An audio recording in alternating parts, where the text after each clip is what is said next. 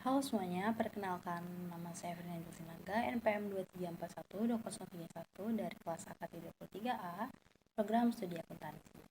Dalam video pembelajaran kali ini, saya akan membahas materi mengenai perilaku dalam organisasi. Pada materi ini, saya akan menjelaskan bagaimana perilaku individu maupun kelompok di dalam organisasi dapat mempengaruhi efektivitas sistem pengendalian manajemen. Kita juga akan membahas faktor-faktor yang membentuk perilaku kerja, hubungan antara perilaku manusia dengan sistem pengendalian, serta pentingnya motivasi dan budaya organisasi dalam menciptakan perilaku yang positif dan produktif.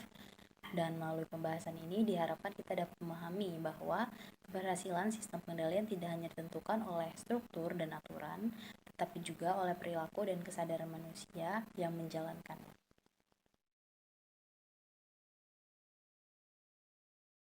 Setiap individu membawa nilai, motivasi, dan emosi yang berbeda ke dalam organisasi. Oleh karena itu, manajer perlu memahami perilaku karyawan agar dapat mengarahkan mereka ke tujuan yang sama.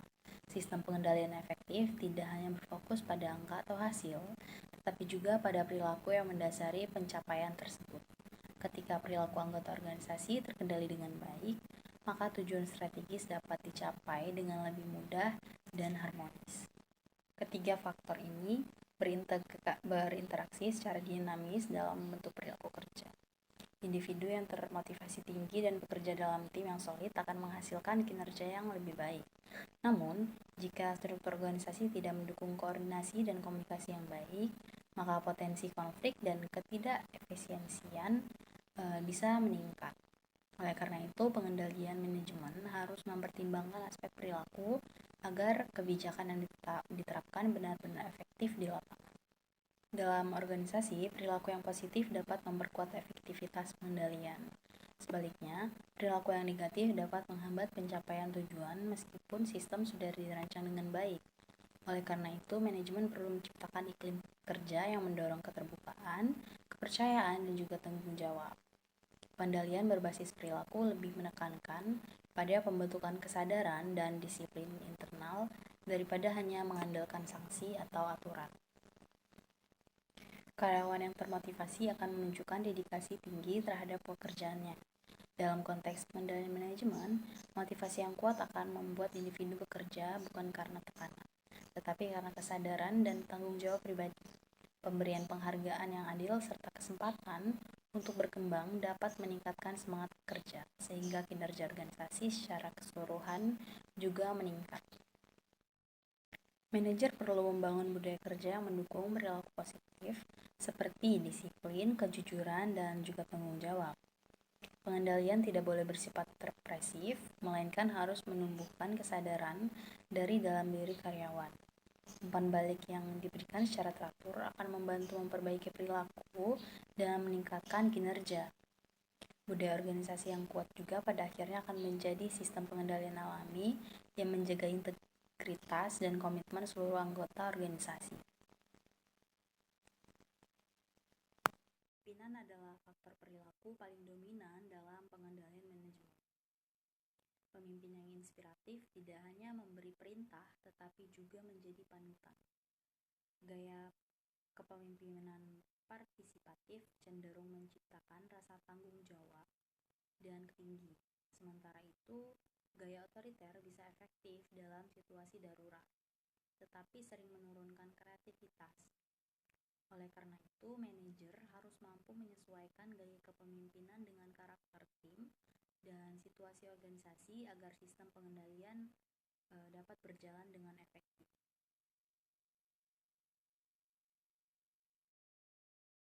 Dalam organisasi, individu tidak bekerja sendiri, mereka dipengaruhi oleh norma, nilai, dan tekanan sosial dari kelompoknya. Ketika budaya kelompok mendukung etika dan produktivitas, maka pengendalian menjadi mudah. Tetapi jika kelompok memiliki budaya negatif seperti saling menyalahkan atau menutupi kesalahan, maka pengendalian akan gagal. Manajemen perlu membangun budaya tim yang positif melalui komunikasi terbuka dan kolaborasi yang sehat agar perilaku kolektif mendorong pencapaian tujuan bersama. Persepsi atau nilai antar individu.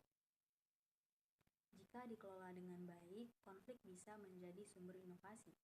Namun jika dibiarkan, ia dapat menimbulkan tegangan dan menghambat kinerja.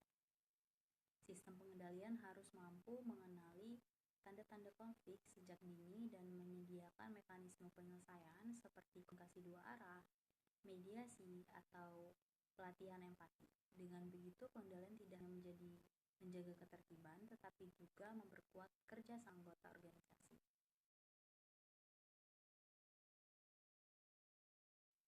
Setiap organisasi pasti mengalami perubahan, baik struktur, strategi, maupun teknologi. Namun, keberhasilan perubahan tidak hanya tergantung pada rencana, melainkan pada kesiapan perilaku orang di dalamnya. Banyak perubahan gagal karena resistensi karyawan yang merasa kehilangan kenyamanan atau kontrol. Oleh karena itu, pengendalian harus mencakup pendekatan komunikasi dan perlibatan karyawan sejak awal. Ketika mereka merasa dilibatkan, maka tingkat penerimaan terhadap perubahan akan lebih tinggi dan organisasi dapat bertransformasi dengan lebih mulus. Dalam organisasi multifunksional, perbedaan budaya dapat mempengaruhi gaya komunikasi, kepemimpinan, dan pengambilan keputusan.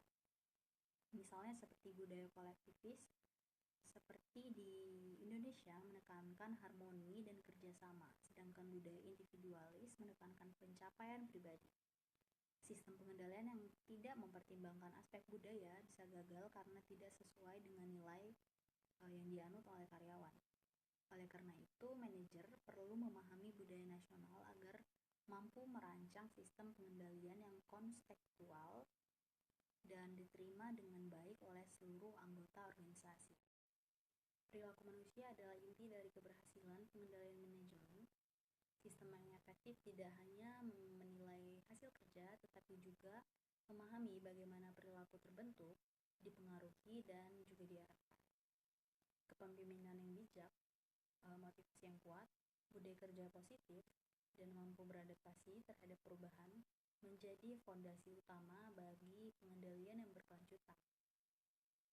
Ketika individu dan kelompok dalam organisasi mampu mengendalikan diri dengan kesadaran etis dan tanggung jawab bersama, maka keseimbangan antara produktivitas dan keharmonisan dapat terwujud.